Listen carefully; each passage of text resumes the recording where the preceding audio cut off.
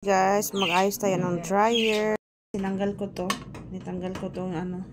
Ito sa gilid. Ang hirap naman pala pag walang video cover. So, yan lang. Kung anong sira niya. Tanggalin muna natin itong mga ganito. Ito, isa. At saka dito sa kabila. Dalawa. Parang mag-snap nito. Uy! Matigas. Ayan na siya guys. Ayan ako. Na-remove ko na lahat.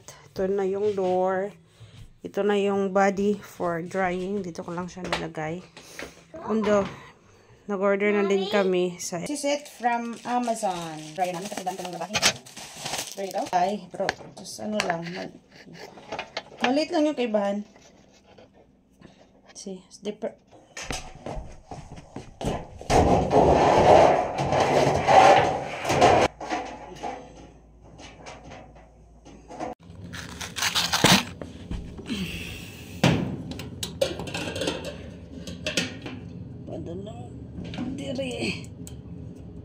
Okay.